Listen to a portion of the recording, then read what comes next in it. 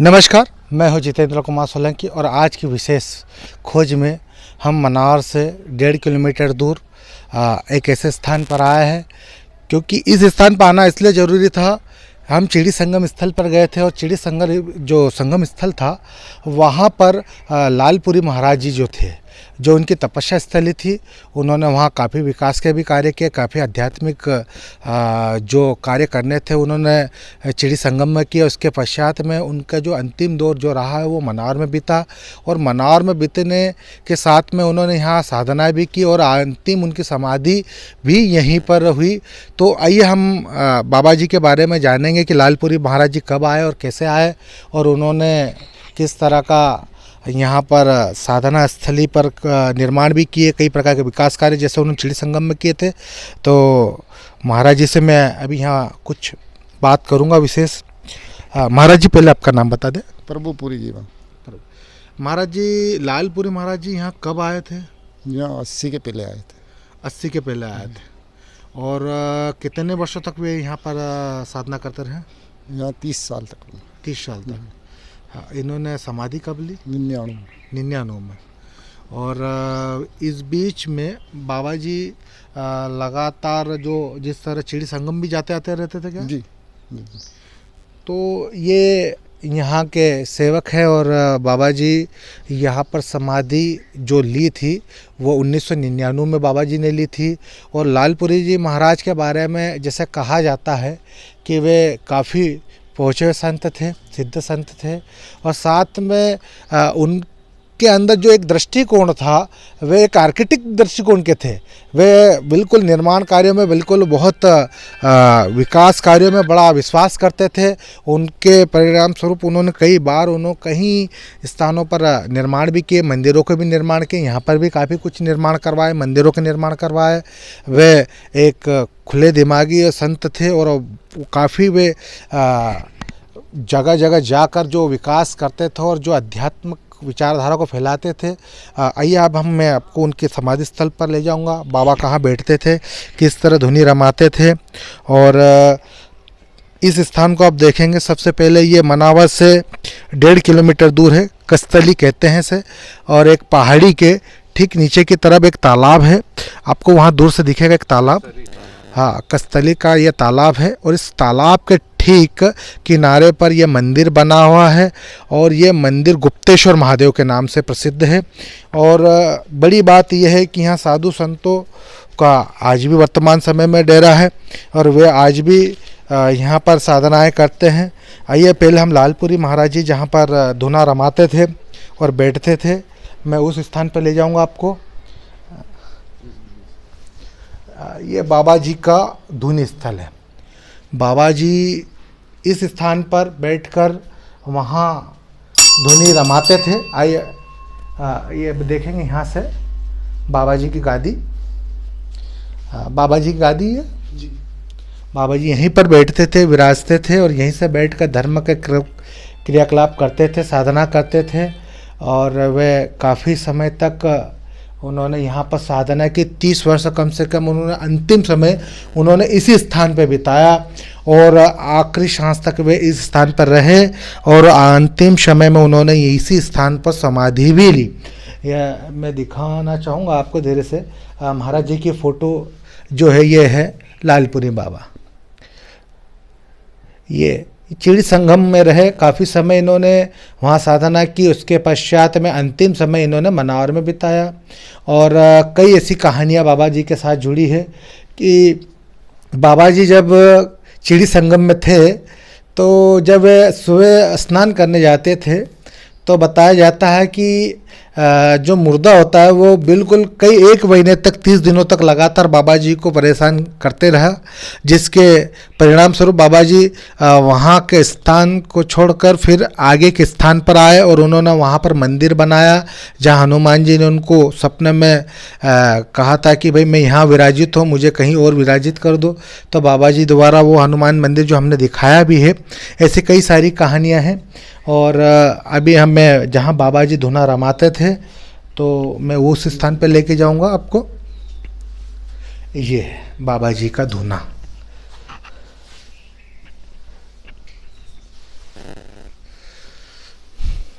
बाबा जी गृहस्थ भी थे, उनके दो पुत्र थे और दोनों ही संन्यास जीवन का परिपालन कर रहे हैं। और हम आज लालपुरी महाराज जी की समाधि स्थल पर आए हैं, जहां बाबा 30 सालों तक लगत साधना करते रहे और अंतिम समय में उन्होंने मनावर के इसी कस्तली ग्राम में उन्होंने अपनी समाधि ली। आप देख सकते हैं मंदिर के इस साइड में जो संत महात्माओं के कुछ फोटो हैं।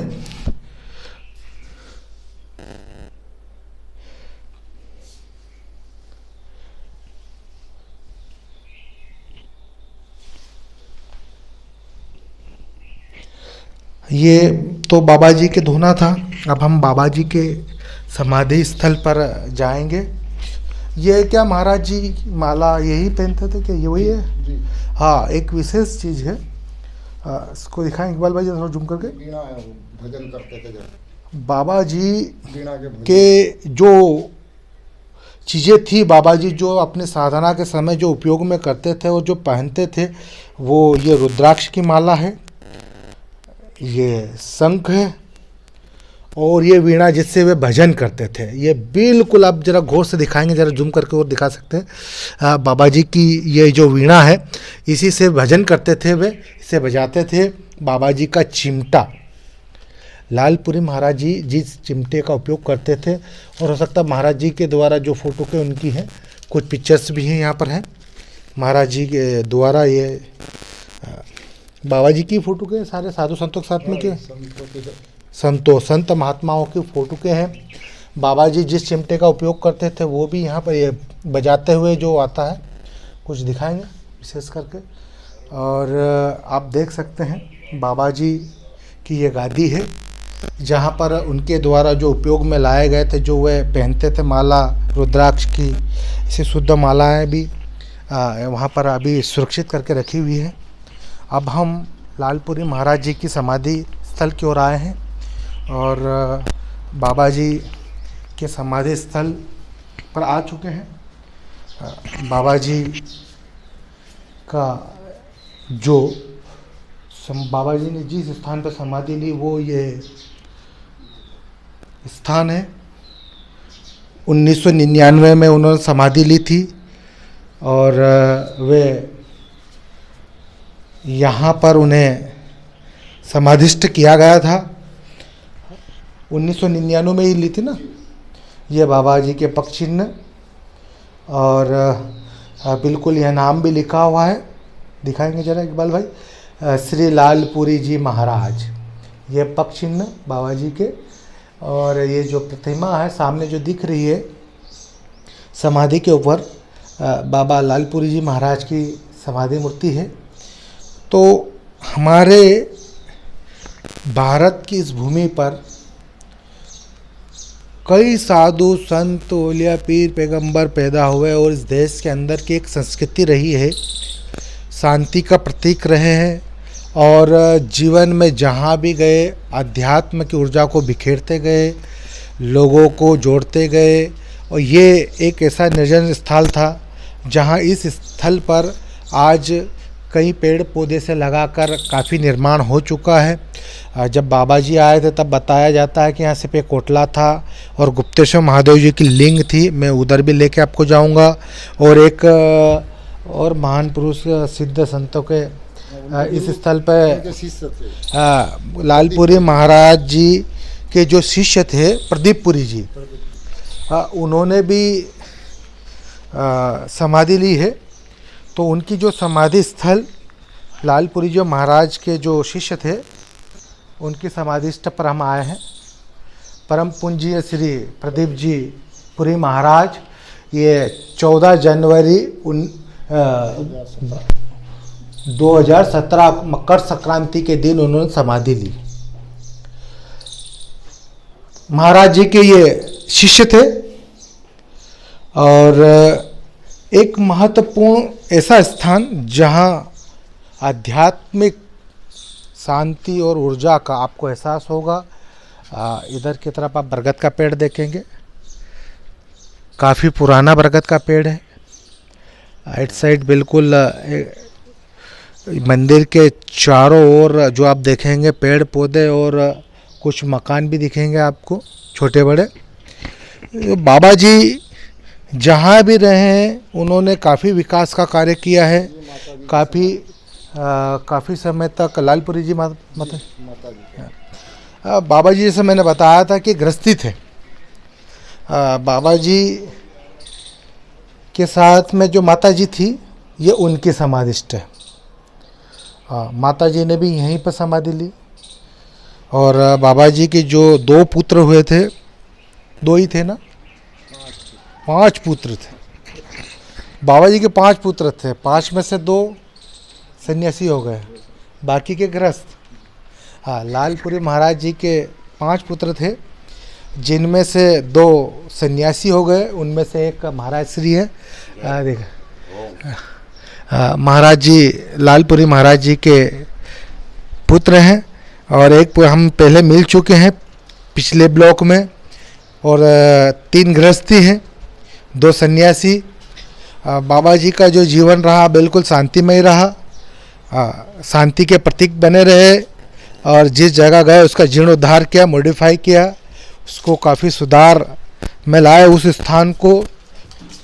और कई ऐसे स्थानों पर जाकर महाराज जी ने ज़रा चारों तरफ दिखाएंगे किस तरह, मतलब उसका जो निर्माण है वो आप देख लें। यहाँ से तालाब सीधा दिखेगा, चारों तरफ तालाब के आसपास में खेत और पेड़ पौधे हैं। ये गुप्तेश्वर महादेव की ओर हम आ चुके हैं।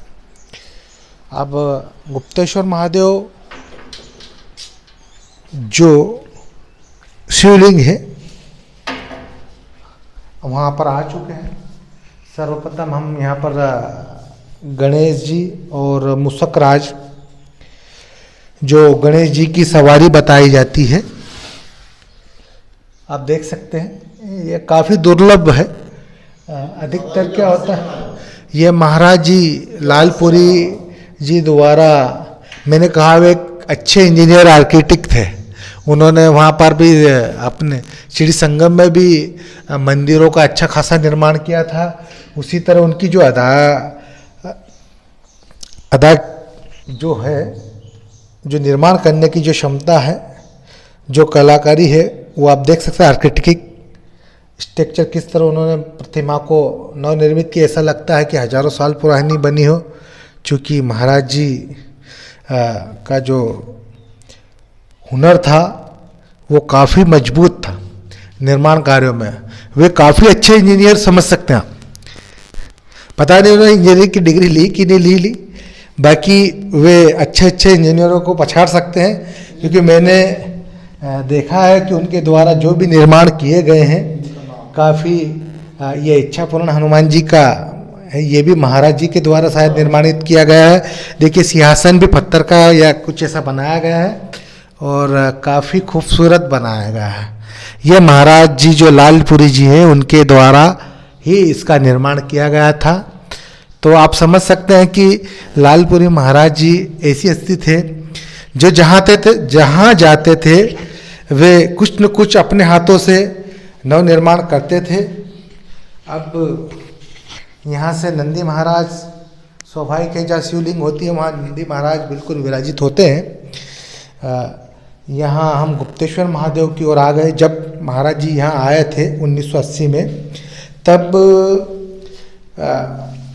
यहाँ पर सिर्फ एक ओटले टाइप था और महाराज जी ने ही यहाँ का जीर्णोद्धार किया है और काफ़ी नवनिर्माण करवाया। आज एक बड़ा मंदिर बन चुका है, पास में अच्छा खासा बगीचा बन चुका है और बहुत सारे निर्माण किए हैं बाबा जी ने अपने साधना काल में। तो ये गुप्तेश्वर महादेव हैं, ये काफ़ी पुराने हैं यहाँ पर विराजित।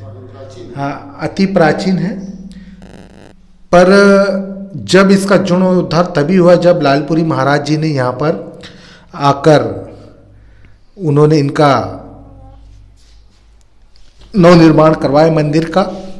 और ये जो मंदिर है अति प्राचीन है, शिवलिंग भी अति प्राचीन है और बहुत विशेष रूप से इस शिवलिंग को आप गौर से देखेंगे तो ये काफ़ी काले कलर में है और ये इस तरह का शिवलिंग काफ़ी कम देखने को मिलता है। जो मैं देख रहा हूँ, सबसे पहली बात तो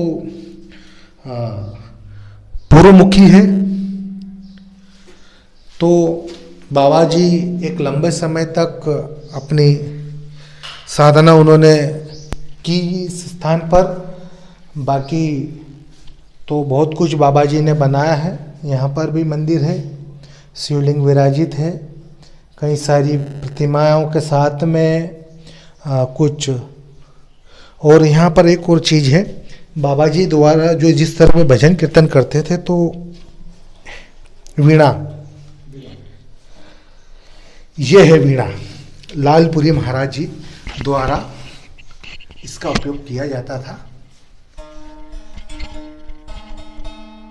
अब पता नहीं, मुझे बजाते तो आता नहीं, संगीत का मुझे दूर दूर तक कोई मेरा संबंध नहीं है, पर चूंकि जो अध्यात्म में संगीत का स्थान रहा है वो बड़ा महत्वपूर्ण रहा है। जो साधु संत होते थे वे पूजन पाठ के साथ भजन कीर्तन करते थे, यहीं बैठकर करते होंगे। और इस वीणा का लालपुरी महाराज जी बिल्कुल उपयोग करते होंगे। और आप उम्मीद कर सकते हैं कि आज ये ऐसी चीज़ें मिलना दुर्लभ है, अब देखने को नहीं मिलती ऐसी वीणाएं जो काफ़ी पुरानी और हाथ की बनी होती, नक्काशी की होती है। और बिल्कुल आज भी वैसे के वैसे तार है, बिल्कुल आवाज़ भी आप इसका साउंड सुनेंगे इफेक्टेड। मुझे कुछ आता तो नहीं इसके बारे में, किसी को आता है बजाते हैं महाराज जी? थोड़ा आप बजा के ज़रा दिखाएंगे ज़्यादा अच्छा रहेगा। बहुत खूबसूरत वीणा है और मैंने महाराज जी से अनुरोध किया कि वह इसको थोड़ा सा बजा कर दिखाए, क्योंकि ये लालपुरी महाराज जी द्वारा इसका उपयोग किया जाता था।